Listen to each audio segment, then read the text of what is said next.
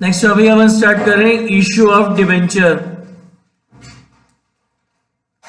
Company accounts का second chapter है आपका issue of debenture. Issue of shares complete हो गया। नेक्स्ट अपन पढ़ रहे हैं इश्यू ऑफ डिवेंचर। देखिए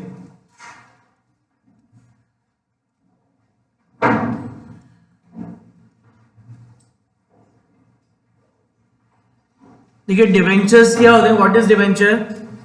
ये भी एक सोर्स होता है जिसके थ्रू कंपनी अपनी क्या करती है, कैपिटल को कलेक्ट करती है।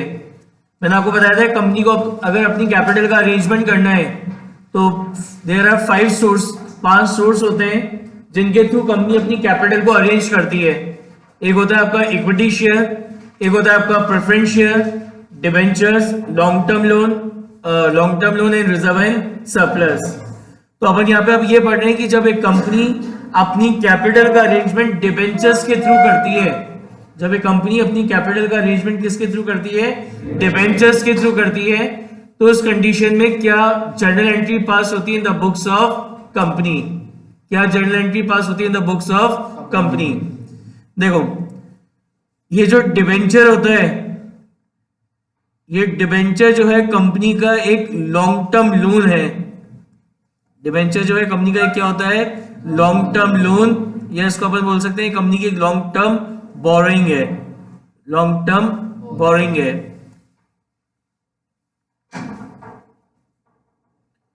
ठीक है। तो जो अपन बैलेंस शीट बनाते हैं तो बैलेंस शीट में डिबेंचर को कौन से हेडिंग में शो किया जाता है, नॉन करंट लायबिलिटी। जो हेडिंग होता है वो कौन सा होता है, नॉन करंट लायबिलिटी। और जो सब हेडिंग होता है बैलेंस शीट में डिबेंचर्स को शो करने का वो क्या होता है, long term borrowing. Long term borrowing.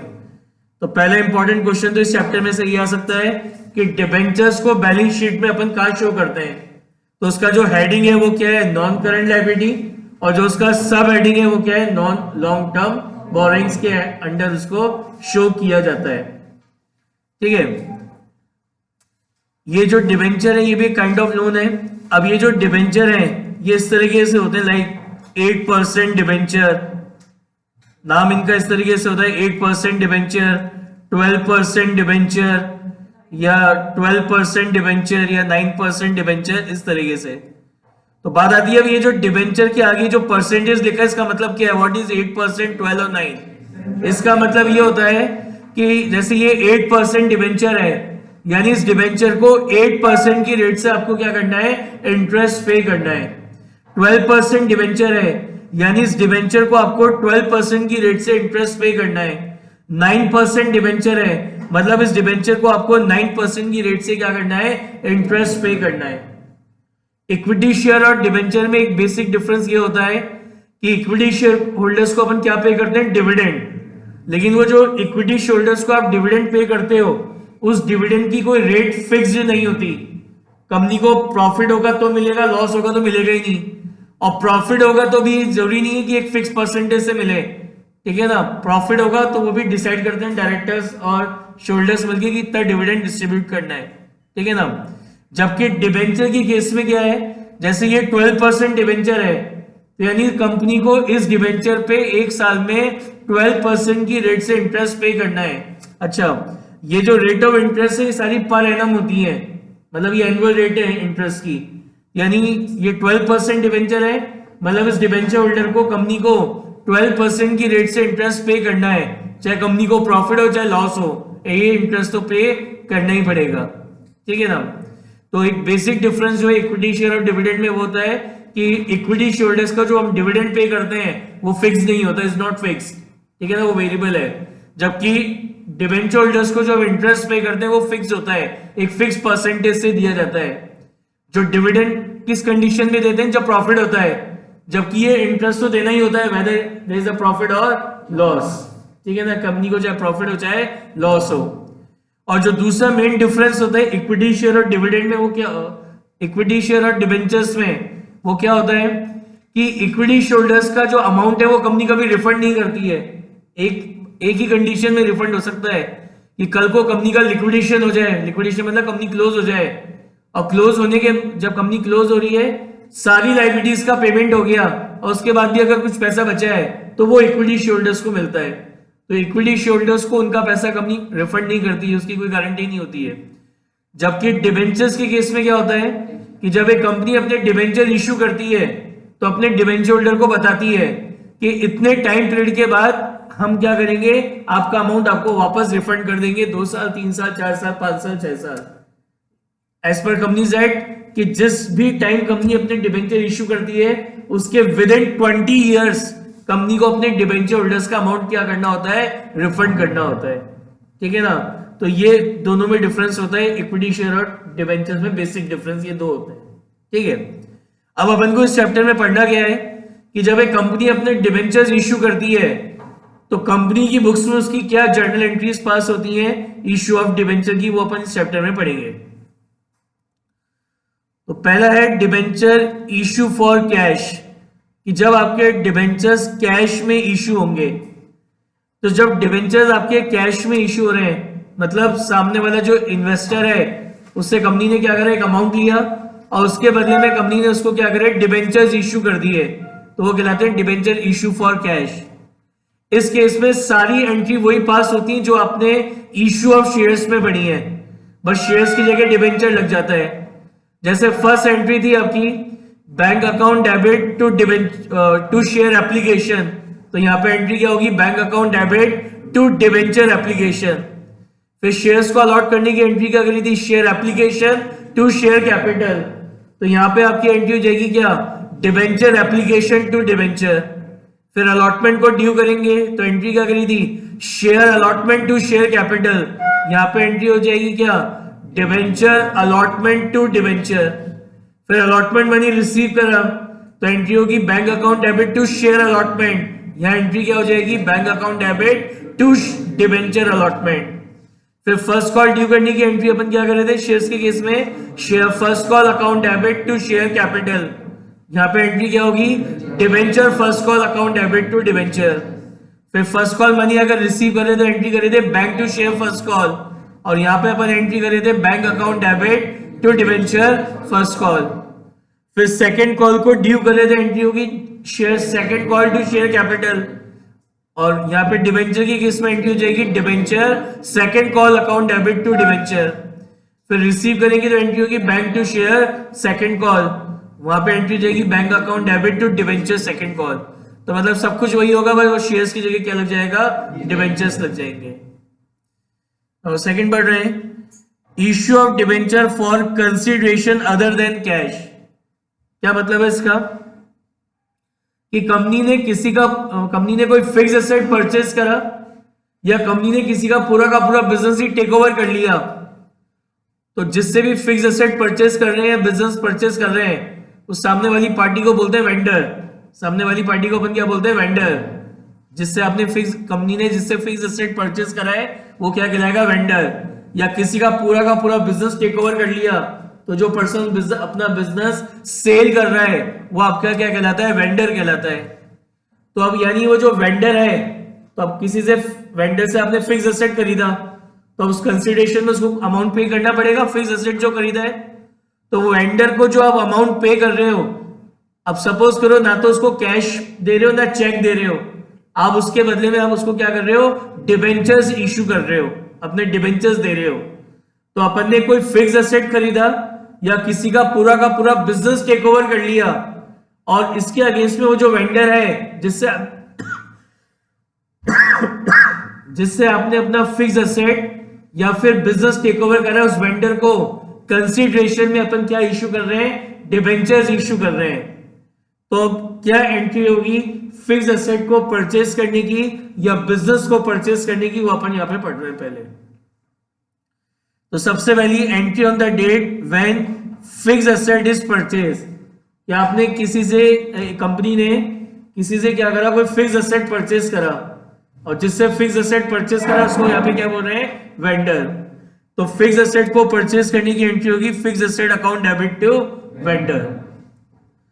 अब है entry on the date when business is purchase by a company, या कंपनी ने क्या करा, किसी का पूरा बिजनेस ही क्या करा, टेक ओवर कर लिया, पूरा बिजनेस ही क्या करा, टेक ओवर कर लिया।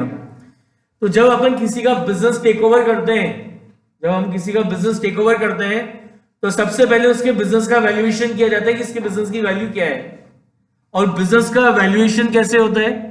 बिजनेस का वैल्यूएशन होता है value of asset taken over, कि जो बिजनेस आप टेक ओवर कर रहे हो, उस बिजनेस के जो जो असेट्स आप टेक ओवर कर रहे हो उनकी क्या वैल्यू है।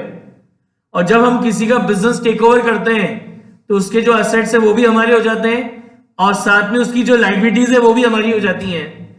तो सबसे पहले आप देखते हैं कि जो असेट्स आप टेक ओवर कर रहे हैं उनका क्या वैल्यू है। फिर अपन लिखते हैं value of liabilities taken over, कि सामने वाला जिसका अपन बिजनेस टेक ओवर कर रहे हैं, जिसका अपन बिजनेस टेक ओवर कर रहे हैं उसके अंदर उसकी जो लाइबिलिटीज टेक ओवर कर रहे हैं उसकी क्या वैल्यू है। और जब अपन ये value of asset taken over में से value of liability taken over को माइनस कर देते हैं तो ये जो वैल्यू निकल के आती है ये होता है वैल्यू ऑफ बिजनेस। ये क्या कहलाएगी? आपकी वैल्यू ऑफ बिजनेस। तो किसी का बिजनेस अगर आपको टेक ओवर करना है और उसका अगर वैल्यूएशन करना है तो आप कैसे वैल्यूएशन करेंगे? Value of asset taken over minus value of liabilities taken over, तो वो सामने वाले की बिजनेस की वैल्यू निकल के आ जाती है। इसको अपन नेट एसेट्स भी बोलते हैं, इसको अपन बोलते हैं net asset taken over, net asset taken over भी इसको बोलते हैं। अब जैसे एक एग्जांपल लेते हैं कि कोई एक कंपनी ने किसी का बिजनेस परचेज करा, उसमें जो उसने एसेट्स परचेज करे वो कितने के करे? 15 लाख के। जो एसेट टेक ओवर करे 15 लाख के। जैसे प्लांट एंड मशीनरी ले लिया, सपोज करो 10 लाख का, फर्नीचर ले लिया 3 लाख का, डेटर्स ले लिए कितने के? 2 लाख के। इस तरीके से टोटल एसेट जो टेक ओवर हुए वो 15 लाख के हुए हैं। और जो लाइबिलिटीज टेक ओवर करी हैं, जो लाइबिलिटीज टेक ओवर करी है वो कितने की करी है? 5 लाख की। जो लाइबिलिटीज टेक ओवर करी है वो कितने की करी है? 5 लाख की। यानी सामने वाले बिजनेस की जो वैल्यू है वो कितनी हो गई? 10 लाख। कितनी हो गई? 10 lakh. Value of asset taken over में से माइनस करते हैं लाइबिलिटीज टेकन ओवर, तो वो सामने वाले बिजनेस की क्या आती है? वैल्यू आ जाती है। यानी आपको अपने जो आपका वेंडर है, मतलब वेंडर कौन? जो सेल कर रहा है, तो उसने अपना उस जो भी पर्सन अपना बिजनेस सेल कर रहा है, वेंडर, उसके बिजनेस की वैल्यू कितनी है? 10 लाख है। अब यहां पे 3 सिचुएशन बन सकती हैं आपके सामने।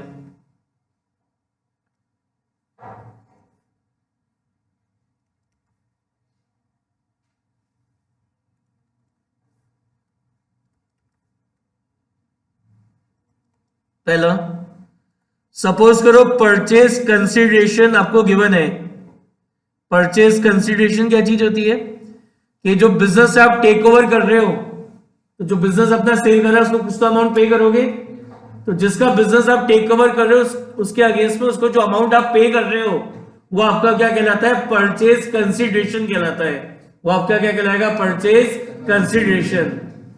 तो सपोज करो जो बिजनेस आपने टेक ओवर करा ये, उसके बदले में सामने वाले को आप परचेज कंसिडरेशन में 10 लाख रुपीस पे कर रहे हो। तो सामने वाले की बिजनेस की वैल्यू कितनी थी? 10 लाख, और आप उसको पे भी कितना कर रहे हो? 10 लाख ही पे कर रहे हो। जो वैल्यू था वही अमाउंट आप उसको पे कर रहे हो।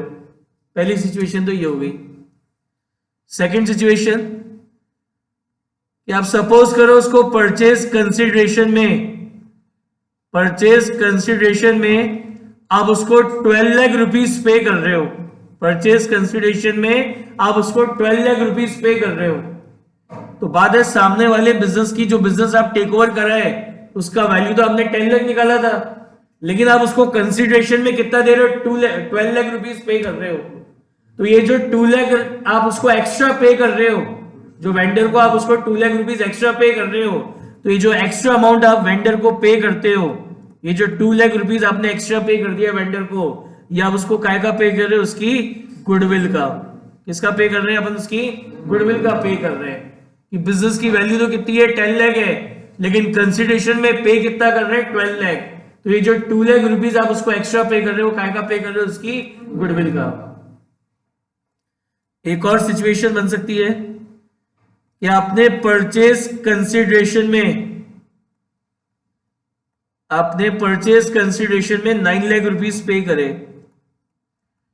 तो सामने वाले बिजनेस की वैल्यू कितनी है? 10 लाख, लेकिन आप उसको एज अ कंसिडरेशन केवल 9 लाख ही पे कर रहे हो। तो बिजनेस की वैल्यू 10 लाख और आप उसको 9 लाख रुपीस पे कर रहे हो, वो सेल भी कर रहा है।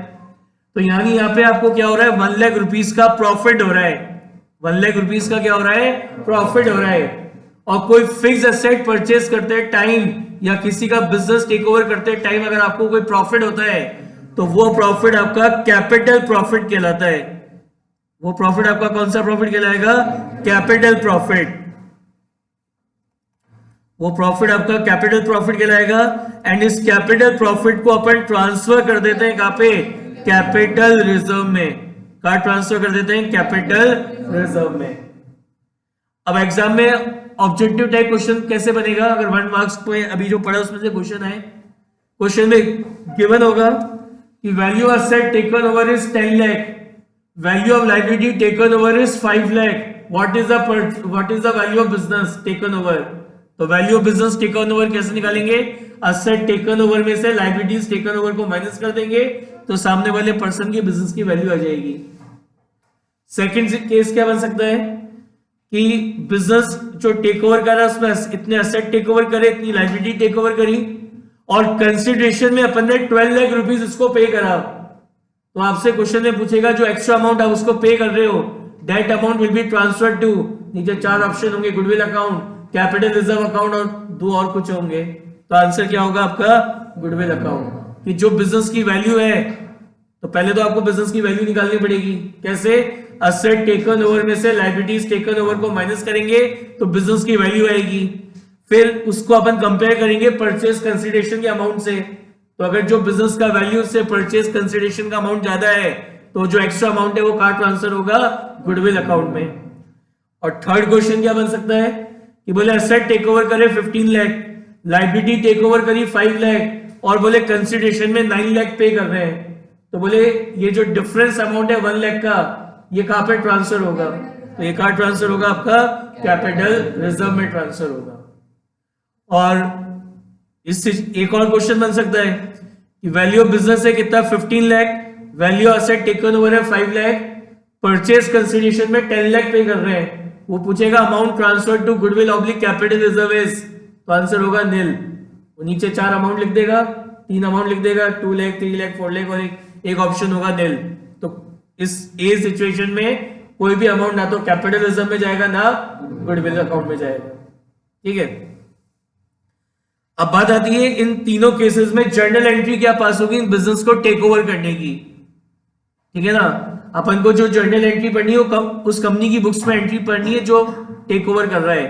जो सेल कर रहा है उसकी बुक्स अपने कोर्स में नहीं है। ठीक है ना, अपन को उस कंपनी की बुक्स में एंट्री पढ़नी है जो बिजनेस परचेज कर रही है। तो जिस कंपनी ने ये बिजनेस परचेज करा है उसकी बुक्स में इस बिजनेस को परचेज करने की क्या एंट्री होगी।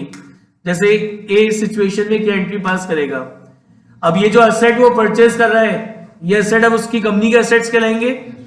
तो क्वेश्चन के अंदर या तो इंडिविजुअल एसेट्स गिवन होंगे कि बोले प्लांट को इतने में खरीदा, मशीनरी को इतने में खरीदा, फर्नीचर को इतने में, डेटर को इतने में, स्टॉक को इतने में।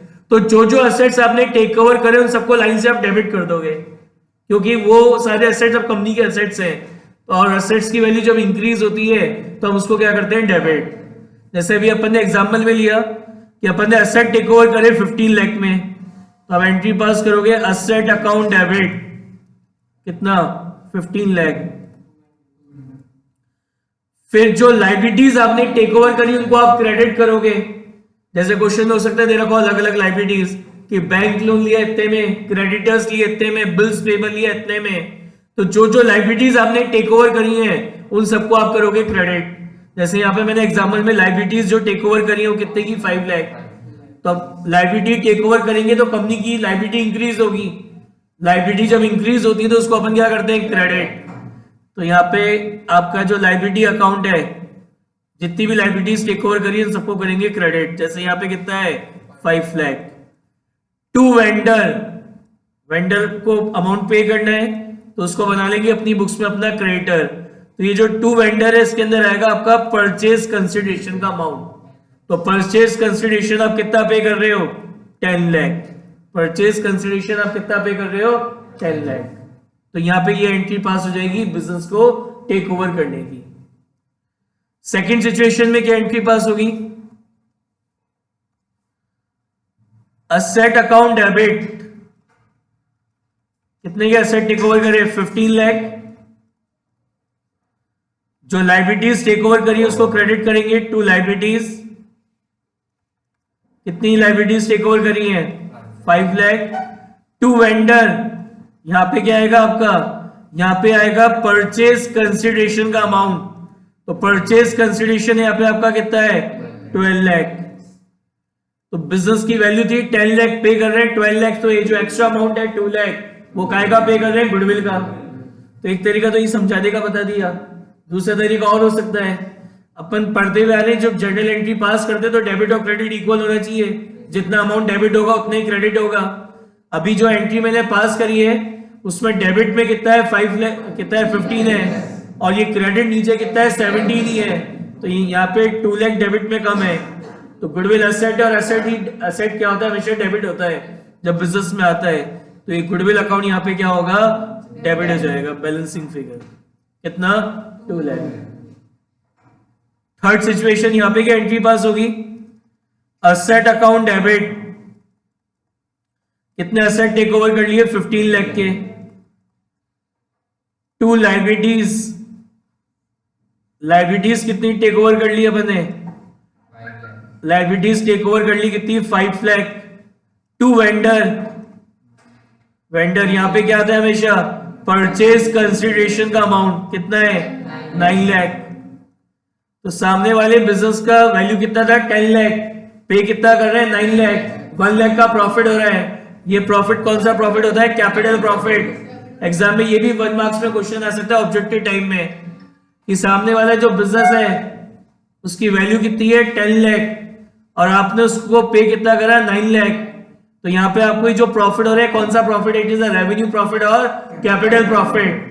तो ये जो प्रॉफिट है कौन सा प्रॉफिट होता है? कैपिटल प्रॉफिट, जिसको हम ट्रांसफर कर देते हैं कहाँ पे? कैपिटल रिजर्व में। और वैसे अगर दूसरा तरीका देखें तो पता है एंट्री में डेबिट क्रेडिट इक्वल होने चाहिए। तो ये कितना है आपका? 15, और ये नीचे क्रेडिट में कितना क्रेडिट करा है? अभी 14 ही क्रेडिट करा है। तो नीचे क्रेडिट में कितना कम है? 1 लाख। तो ये डिफरेंस अमाउंट क्रेडिट में कहा जाता है? कैपिटल रिजर्व में। तो यहाँ आ जाएगा टू कैपिटल रिजर्व कितना? 1 लाख। समझ में आगे सर? सर अगर किसी कंपनी का नेट वैल्यू अगर मतलब नेगेटिव आ रहा है तो उनकी लायबिलिटी ज्यादा है एसेट से, फिर वो जो परचेज जो भी परचेज कंसिडरेशन आप पे कर रहे हो सारा गुडविल में ट्रांसफर हो जाएगा। Okay sir. क्योंकि उसकी वैल्यू की ये वैल्यू बिजनेस नेगेटिव है, फिर भी अगर आप उसको पे कर रहे हो तो सब गुडविल में डाल देंगे। Okay sir. और वैसे ऐसी कोई सिचुएशन आती नहीं है। ऐसी सिचुएशन कब आ सकती है कि सामने वाला जो बिजनेस के असेट्स तो 10 लाख है और लाइबिलिटीज 20 लाख है। तो एक नॉर्मल आदमी ऐसे बिजनेस को टेक ओवर नहीं करता है कि असेट्स तो 10 लाख के हो, उसकी दिख रहा है लाइबिलिटी 20 लाख की है और फिर भी उसको टेक ओवर कर लिया।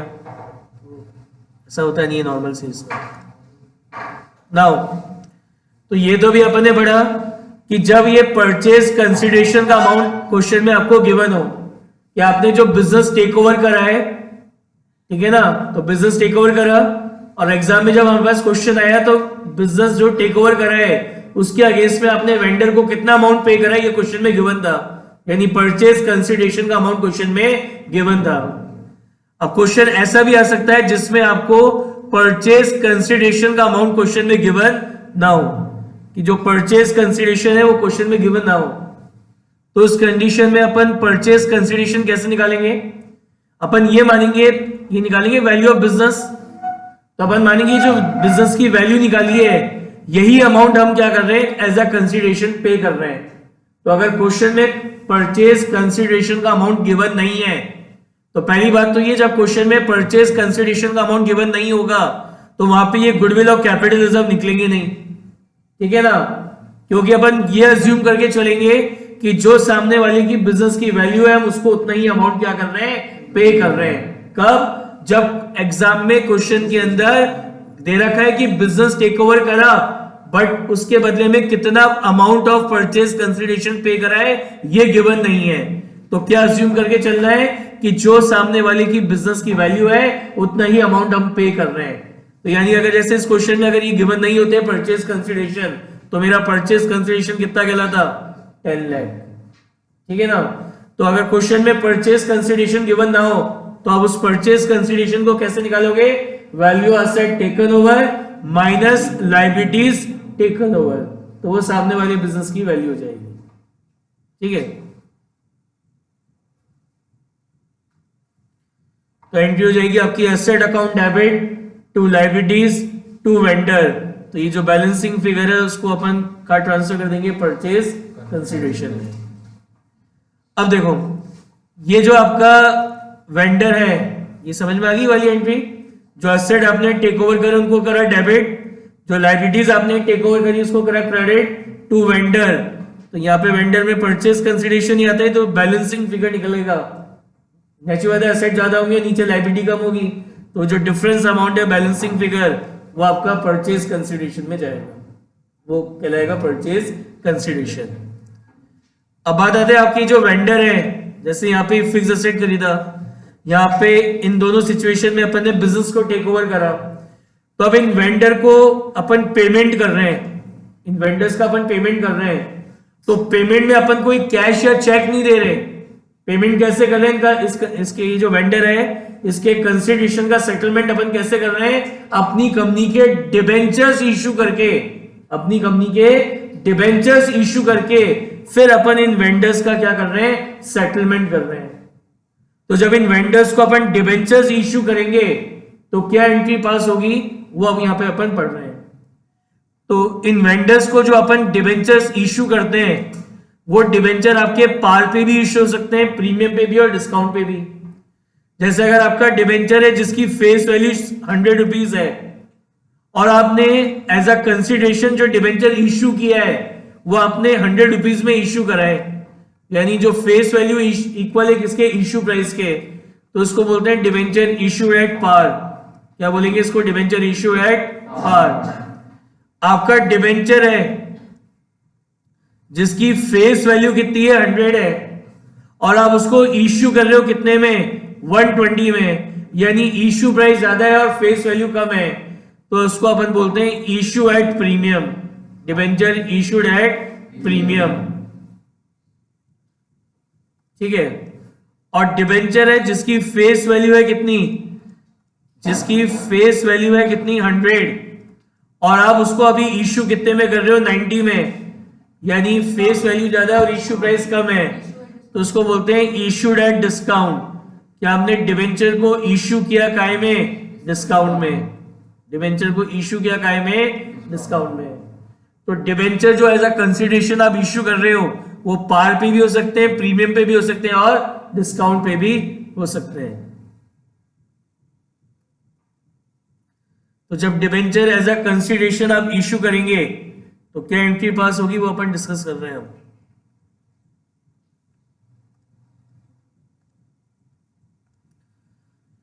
If debenture were issue as a consideration, तो अगर डिबेंचर आपका इश्यू है पार पे तो एंट्री क्या होगी? Vendor account debit to %% debenture.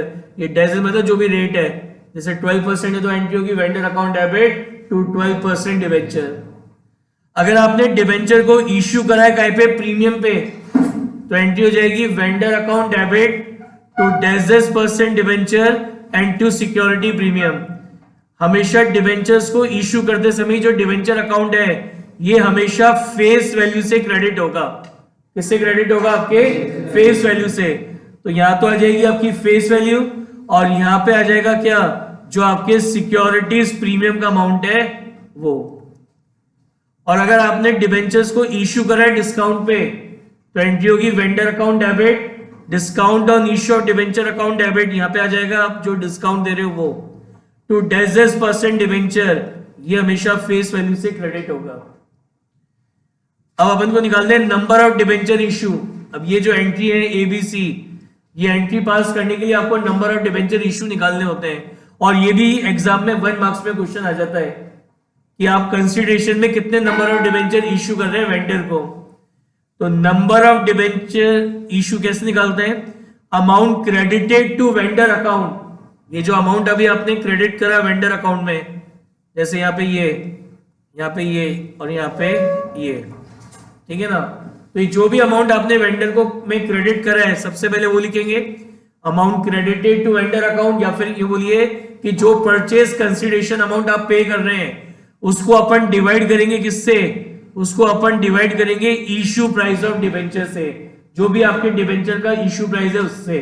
तो आपके क्या निकल जाएंगे कि कितने नंबर ऑफ डिबेंचर आप इश्यू कर रहे हो, किसको, वेंडर को। ठीक है, समझ में आ गया तक का? कोई डाउट किसी को? बुक निकालिए।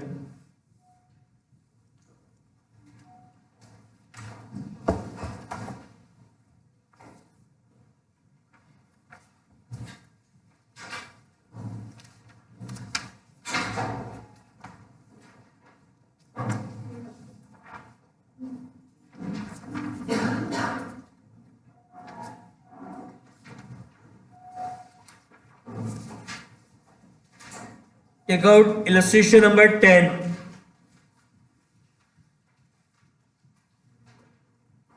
Take out illustration number 10. Page number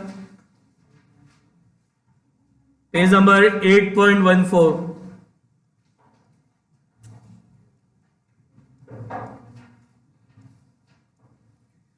Illustration number 10, page number 8.14. देखो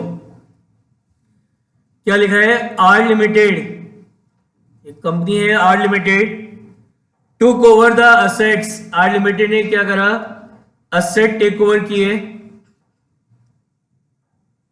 असेट टेक ओवर करे कितने के, 5,60,000 के, एंड क्रेडिटर्स टेक ओवर करे। क्रेडिटर क्या होती है आपकी, लायबिलिटी होती है, करंट लायबिलिटी।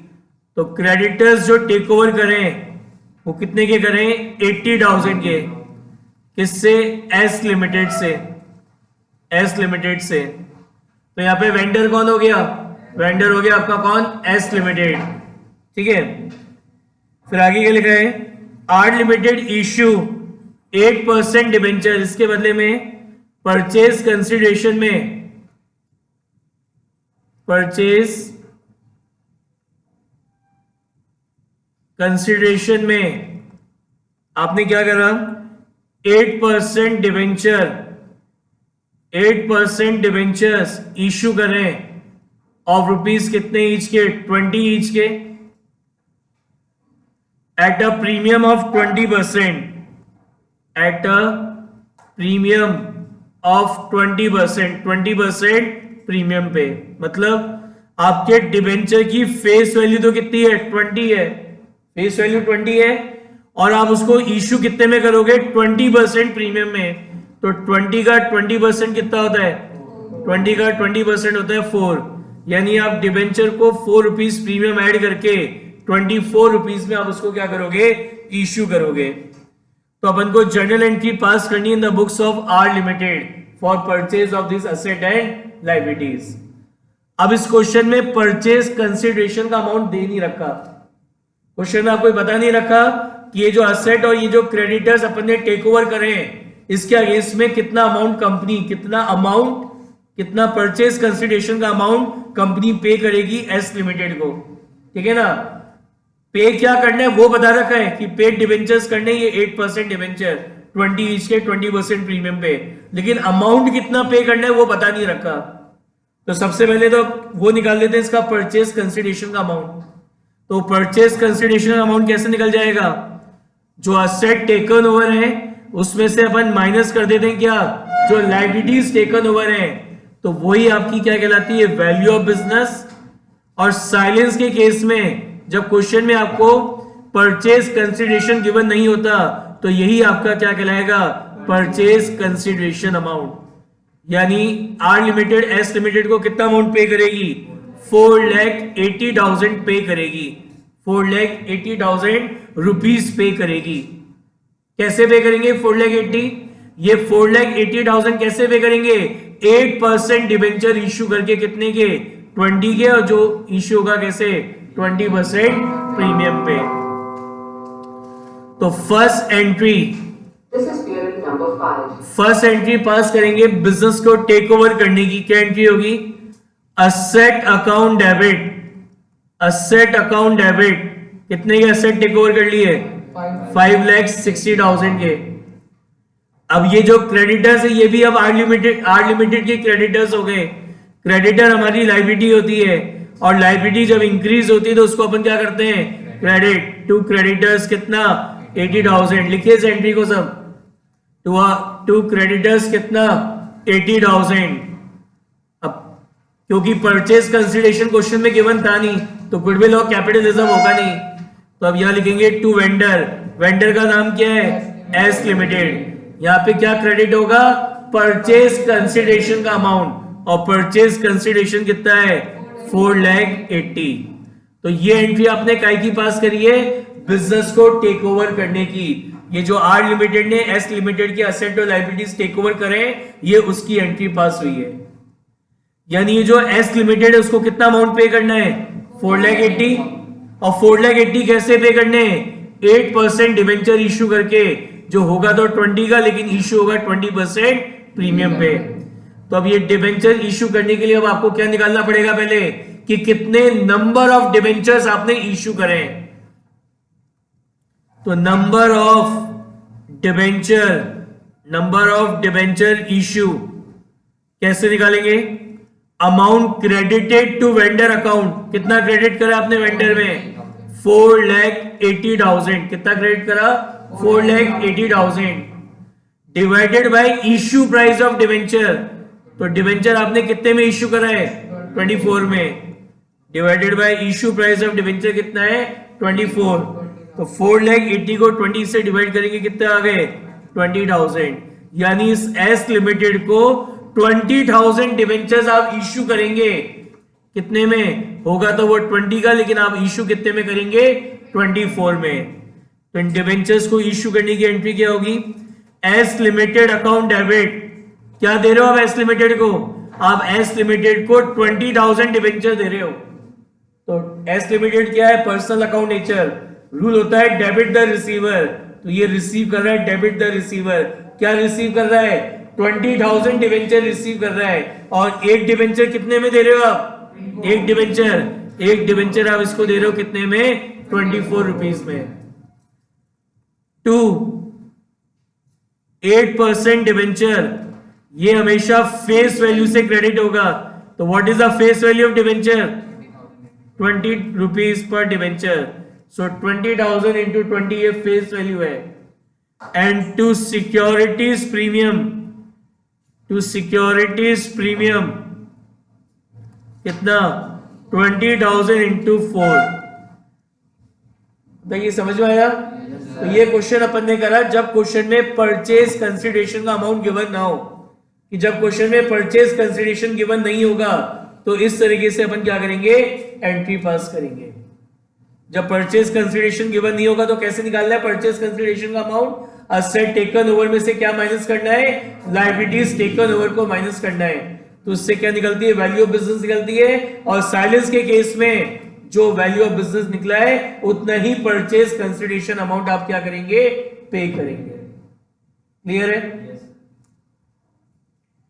11 देखो,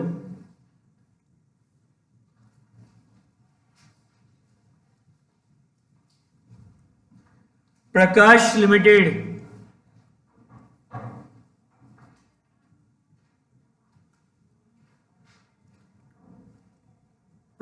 limited purchase assets of 2,20,000। Prakash limited ने क्या करा, assets take over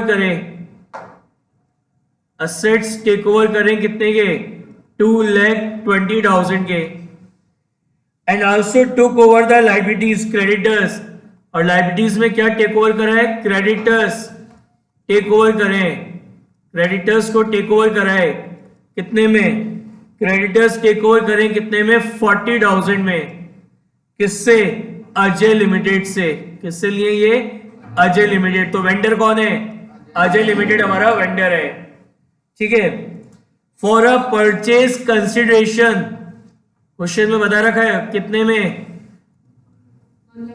purchase consideration कितने में लिए, ये असेट और लायबिलिटीज कितने में टेक ओवर करी है, 1,92,000 में इन असेट और लायबिलिटीज को टेक ओवर करा है। ठीक है। परचेज प्रकाश लिमिटेड पेड, अब ये जो परचेज कंसिडरेशन है, ये जो परचेज कंसिडरेशन है कैसे पे होगा? ये पे होगा कैसे? Bye issuing 12% debenture. 12% debenture issue होंगे इस परचेज कंसिडरेशन के लिए। मतलब ये जो 1,92,000 पे करना है, इसके लिए प्रकाश लिमिटेड 12% डिवेंचर इश्यू करेगी of ₹100 each, of ₹100 each at 20% premium, at 20% premium. यानी डिवेंचर की फेस वैल्यू तो कितनी है? 100, और आप उसको इश्यू कैसे करोगे?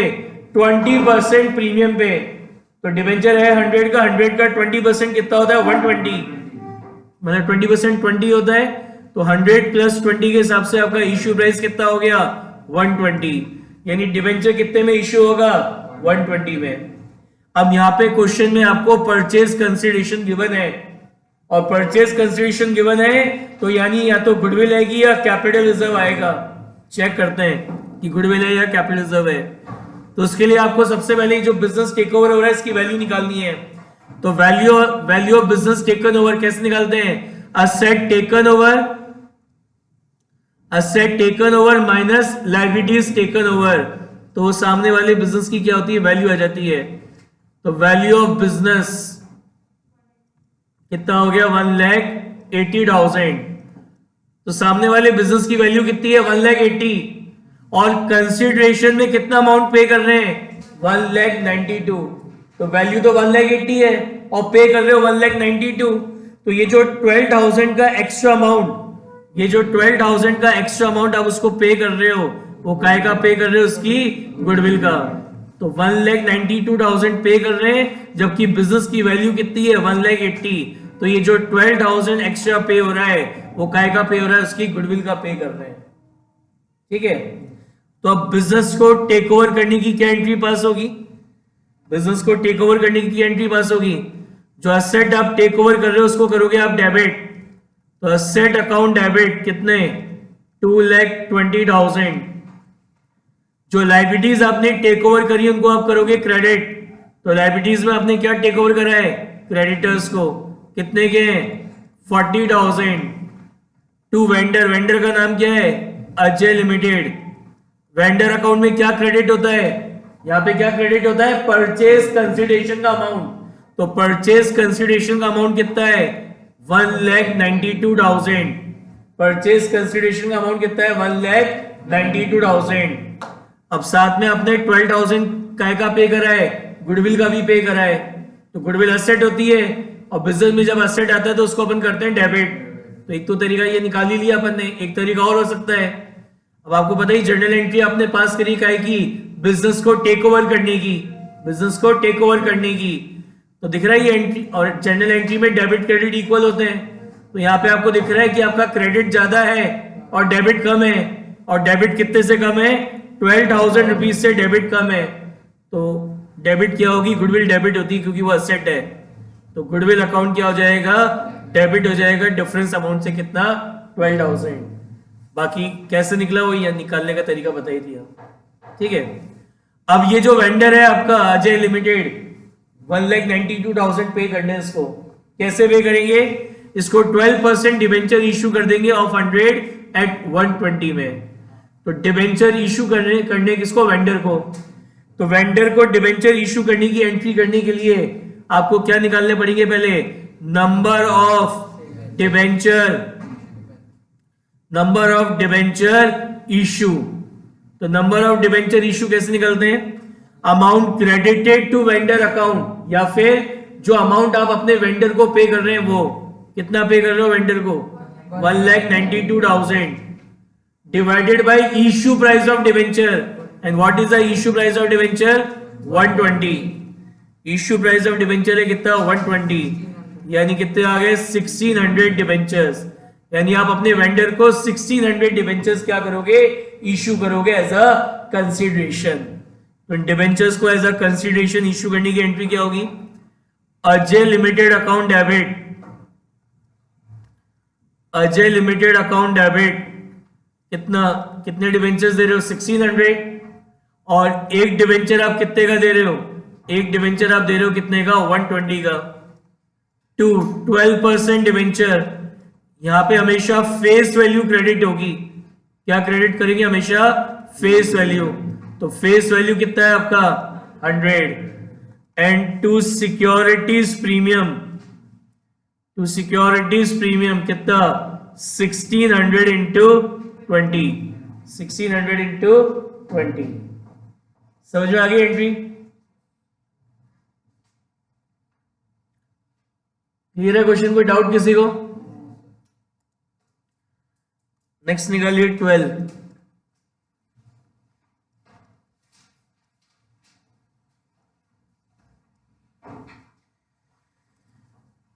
क्या लिखा है, वीनस लिमिटेड,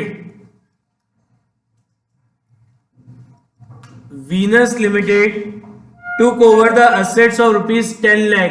वीनस लिमिटेड ने असेट टेक ओवर किए, वीनस लिमिटेड ने असेट टेक ओवर करे कितने के, 10 लाख के। असेट टेक ओवर करे 10 लाख के, एंड साथ में लाइबिलिटीज भी टेक ओवर करी। तो लाइबिलिटीज टेक ओवर करी है, वो कितने की करी है, लाइबिलिटीज जो टेक ओवर करी है वो कितने की करी है, 1,80,000 की। किससे, क्यांस लिमिटेड से।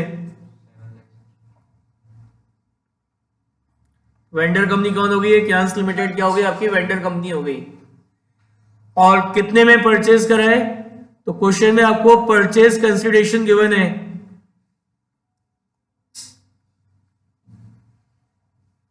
ये जो असेट और ये जो लाइबिलिटीज टेक ओवर करे वीनस लिमिटेड ने, वो कितने में टेक ओवर करें, 7,60,000 रुपीज में टेक ओवर करें, ये गिवन है आपको। अब वीनस लिमिटेड इशू, अब ये जो परचेज कंसिडरेशन अमाउंट है इसके बदले में वीनस लिमिटेड इशू करेगी क्या, 9% डिबेंचर इशू करेगी, 9% डिबेंचर इशू करेगी of ₹100 each, of ₹100 each at 5% discount, at 5% discount. तो यानी डिबेंचर की फेस वैल्यू कितनी है, 100, और उसको इश्यू कितने में कर रहे हैं, 5% डिस्काउंट पे। तो 100 का 5% कितना होता है, 5, यानी डिबेंचर कितने में इश्यू होगा, 95 रुपीज में। ठीक है, तो जो बिजनेस अपन टेक ओवर कर रहे हैं उसकी वैल्यू क्या है, अब यहाँ पे परचेज कंसिडरेशन गिवन है, क्वेश्चन में परचेज कंसिडरेशन गिवन है, तो परचेज कंसिडरेशन गिवन है यानी या तो गुडविल होगी या कैपिटल रिजर्व होगा, निकालते हैं। तो वो निकालने के लिए सबसे पहले क्या निकालना है, सामने वाले बिजनेस का वैल्यू, जो बिजनेस अपन ने टेक ओवर करा है उसकी वैल्यू क्या है। तो value of business taken over 10 lakh minus 1,80,000 कितना बचा, 8,20,000, 8,20,000 बचा। अब बिजनेस की वैल्यू कितनी है, 8,20,000, और आप उसको कंसिडरेशन में पे कितना कर रहे हो, 7,60,000। तो 8,20,000 के बिजनेस के 7,60,000 ही पे करके खरीद लिया, तो यहां पे आपको प्रॉफिट हो गया।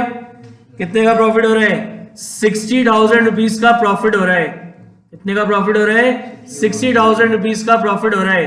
तो ये जो 60,000 रुपीज का प्रॉफिट है ये आपका कौन सा प्रॉफिट कहलाएगा, कैपिटल प्रॉफिट। और ये जो कैपिटल प्रॉफिट है इसको अपन कहाँ ट्रांसफर कर देते हैं, कैपिटल रिजर्व में, कहाँ ट्रांसफर कर देते हैं, कैपिटल रिजर्व में। कितना प्रॉफिट हुआ, बिजनेस की वैल्यू थी कितनी, 8,20,000, और पे कितना कर रहे हैं, 7,60,000। तो यहाँ पे आपको प्रॉफिट हो रहा है कितने का, 60,000 रुपीज का।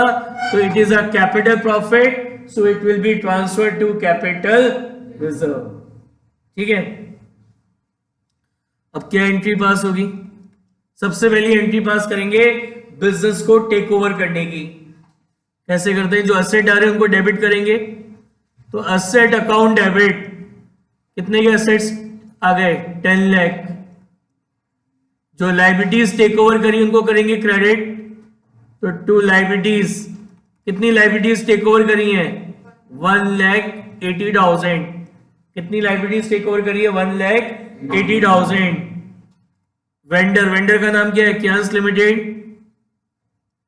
यहाँ पे कौन सा अमाउंट क्रेडिट होता है वेंडर के आगे, वेंडर में क्रेडिट होता है परचेज कंसिडरेशन। तो परचेज कंसिडरेशन आपका कितना है 7,60,000। अब आपको पता है ये एंट्री में डेबिट क्रेडिट इक्वल होते हैं, तो यहाँ क्या डेबिट ज्यादा है क्रेडिट कम है, तो जो रिजर्व होता है वो क्रेडिट होता है, तो ये जो डिफरेंस अमाउंट है वो कहाँ ट्रांसफर कर देंगे कैपिटल रिजर्व में। कितना 60,000। अब ये जो आपका वेंडर है, आपको वेंडर को कितना अमाउंट पे करना है 7,60,000। तो ये जो 7,60,000 आप पे कर रहे हो इसके ये आप कैसे पे करोगे 9% डिवेंचर इश्यू करके, जो होगा 100 का और इश्यू होगा 5% डिस्काउंट पे। तो नंबर ऑफ डिवेंचर इश्यू कैसे निकालेंगे, amount credited to vendor account. तो वेंडर में कितना क्रेडिट करा है 7,60,000 divided by issue price of debenture. Issue price क्या है डिवेंचर का 95। तो 7,60,000 डिवाइडेड बाय 95 कितने हो गए 8,000 डिवेंचर्स हो गए। यानी आप 8,000 डिवेंचर्स क्या करेंगे इश्यू करेंगे कंसिडरेशन में। तो एंट्री क्या होगी आपकी कैंस लिमिटेड अकाउंट डेबिट, क्या दे रहे हो आप 8,000 डिवेंचर्स दे रहे हो, और एक डिवेंचर आपने कितने का दिया है 95 का। Discount on issue of debenture account debit, discount on issue of debenture account debit कितने का डिस्काउंट दिया आपने 8,000 इंटू 5 टू 9% डिवेंचर। तो डिवेंचर्स को इश्यू करते समय डिवेंचर अकाउंट क्रेडिट होता है, और वो किससे क्रेडिट होता है फेस वैल्यू से, and face value of debenture is 100। बताइए समझ में आया ये?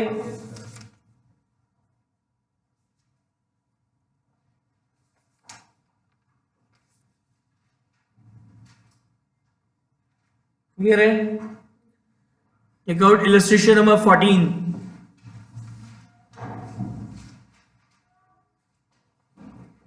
या 13 भी देख लीजिए, illustration number 13।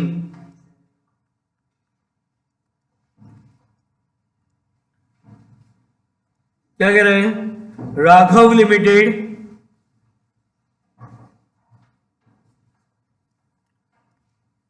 Limited purchase a running business of Krishna Traders for a sum of 15 lakh। तो ये जो 15 लाख है वो क्या हो गया आपका परचेज कंसिडरेशन। तो आपका जो परचेज कंसिडरेशन है कितना है कितना 15 लाख। 15 लाख का आपका परचेज कंसिडरेशन का अमाउंट है। पेबल 3 लाख बाय चेक, इस 5 लाख में से 3 लाख का पेमेंट तो कैसे करना है बाय चेक। 3 लाख का पेमेंट कैसे करना है बाय चेक। और क्या कह रहा है आगे, एंड फॉर द बैलेंस कितना बचा, बैलेंस बचा 12 लाख। तो ये जो बैलेंस अमाउंट है 12 लाख रुपीस का, ये कैसे पे करना है, ये पे करना है कैसे बाय इशू कितना 9% debenture, bye issue 9% debenture of ₹100 each, और ₹100 ईच। ठीक है, जो असेट और लायबिलिटीज टेक ओवर करें वो ये है। तो अब यहाँ पे क्वेश्चन में परचेज कंसिडरेशन का अमाउंट दे रखा है, तो यहाँ पे या तो गुडविल निकलेगी या कैपिटलिज्म निकलेगा। तो उसके लिए अपन सबसे पहले क्या लिखते हैं, क्या कैलकुलेट करते हैं, बिजनेस की वैल्यू निकालते हैं। तो बिजनेस की वैल्यू निकालने के लिए सबसे पहले अपन क्या लिखते हैं, value of asset taken over, value asset taken over. तो क्या क्या असेट्स लिए, प्लांट एंड मशीनरी को टेक ओवर करा है कितने में 4 लाख में। तो plant and machinery take over करिए कितने में 4 लाख में।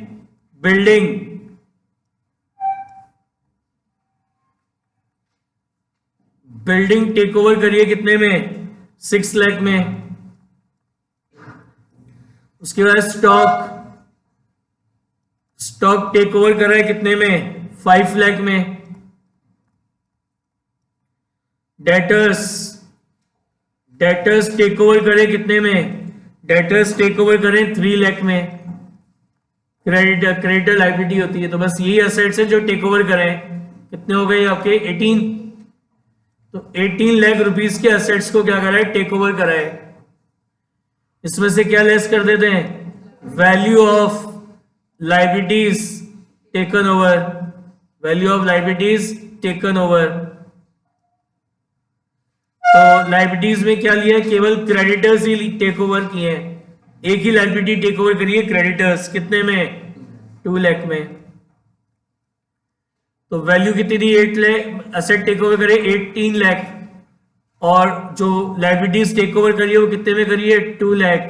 यानी सामने वाले बिजनेस की वैल्यू क्या है, वैल्यू ऑफ बिजनेस। सामने वाले बिजनेस की वैल्यू हो गई कितनी, 16 लाख। कितनी हो गई, 16 लाख। कंसिडरेशन में कितना पे कर रहे हैं, 15। तो सामने वाले बिजनेस की वैल्यू तो 15 है, और आप पे उसको 16 लाख ही कितना कर रहे हो, 16 लाख आप उसको पे कर रहे हो। तो ये जो एक्स्ट्रा अमाउंट आप उसको पे कर रहे हो, सॉरी उल्टा बोल दिया मैंने, ये बिजनेस की वैल्यू कितनी है, 16 लाख, और आप उसको पे कितना कर रहे हो, 15 लाख। तो यहाँ पे आपको प्रॉफिट हो रहा है। तो ये प्रॉफिट कौन सा प्रॉफिट है, कैपिटल प्रॉफिट है। And this capital profit is transferred to capital reserve.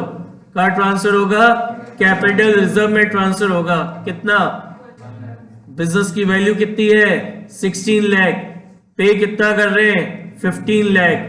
तो ये जो 1 लाख रुपीज है, this 1 lakh is transfer to capital reserve. ठीक है, समझ में आ गया कैपिटल रिजर्व कैसे निकला। अब फर्स्ट एंट्री अपन पास करेंगे काहे की, बिजनेस को टेक ओवर करने की। फर्स्ट एंट्री पास होगी काहे की, बिजनेस को टेक ओवर करने की। तो ये जितने भी एसेट्स को टेक ओवर करा है इन सबको लाइन से डेबिट कर देंगे। तो plant and machinery account debit,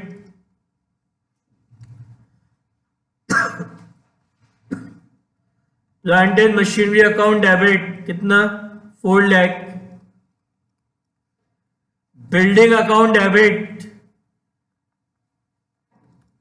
building account debit कितना, 6 lakh. Stock account debit,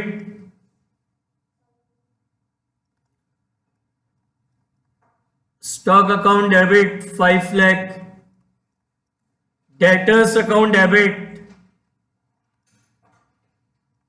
debtors account debit 3 lakh. Liability take over करिए, उसमें क्या लिया है, क्रेडिटर्स। तो 2 क्रेडिटर्स कितना, 2 लाख। 2 वेंडर, वेंडर का नाम क्या है यहाँ पे, कृष्णा ट्रेडर्स। कृष्णा ट्रेडर्स से खरीदे। वेंडर के अकाउंट में क्या क्रेडिट होता है, ये जो टेक ओवर असेट, बिजनेस को टेक ओवर या असेट को टेक ओवर करने की एंट्री पास करते हैं, तो उस कंडीशन में वेंडर अकाउंट क्रेडिट होता है किससे, जो आपका परचेज कंसिडरेशन अमाउंट है। तो परचेज कंसिडरेशन अमाउंट कितना है, 15 लाख। और यहाँ पे क्या है दिख रहा है, ये डेबिट ज्यादा है क्रेडिट कम है। तो नीचे क्रेडिट कम है, तो क्रेडिट क्या होता है आपका, कैपिटल रिजर्व। तो ये जो डिफरेंस अमाउंट है वो कहाँ चला जाएगा, कैपिटल रिजर्व में। कितना है, 1 लाख। और वो निकाला था यहाँ पे अपन ने 1 लाख कैपिटल रिजर्व। समझ में आ गया, एसेट को, बिजनेस को टेक ओवर करने की एंट्री। ये एंट्री अपन ने काय की करी है, बिजनेस को टेक ओवर करने की। कैसे करते हैं, जो भी एसेट्स टेक ओवर करें उनको डेबिट, जो लायबिलिटीज टेक ओवर करें उनको क्रेडिट। और क्या क्रेडिट होता है, वेंडर अकाउंट। वेंडर अकाउंट किस अमाउंट से क्रेडिट होता है, परचेज कंसिडरेशन अमाउंट के अमाउंट से। अब कितना पे करना है वेंडर को, 15 लाख। तो 15 लाख में से 3 लाख का पेमेंट तो अपन ने बाय चेक कर दिया। 15 में से 3 लाख का पेमेंट तो बाय चेक करा। तो चेक से पेमेंट करने की एंट्री क्या होगी, Krishna traders account debit. Krishna trader is a personal account, rule होता है डेबिट द रिसीवर। तो कृष्णा ट्रेडर रिसीव कर रहा है कितने का, 3 लाख का चेक। तो Krishna traders account debit to bank account कितना, 3 लाख। अब जो रिमेनिंग अमाउंट बचा, रिमेनिंग कितना बचा, 12 लाख। इस 12 लाख के अगेंस्ट में आपको क्या करने हैं, 9% डिबेंचर इश्यू करने, कितने के, 100 ईच के। तो नंबर ऑफ डिबेंचर इश्यू कैसे निकालेंगे? अमाउंट क्रेडिटेड टू वेंडर, तो 15 था ना, 15 में से 3 लाख का सेटलमेंट तो हो गया, तो रिमेनिंग कितना बचा वेंडर के अकाउंट में? 12 lakh divided by issue price of debenture, debenture का इश्यू प्राइस कितना है? 100, यानी कितने डिवेंचर आप इश्यू करेंगे इसको? 12,000।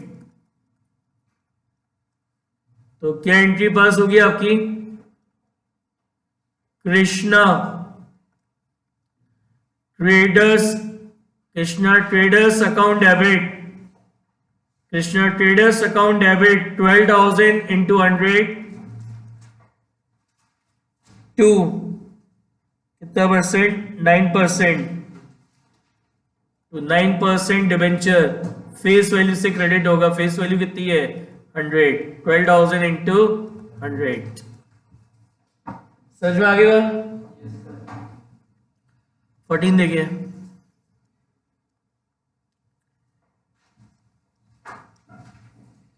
क्या कह रहे हो? On 1 October 2017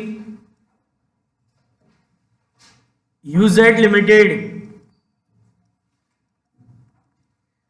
purchase plant and machinery, क्या परचेज करिए?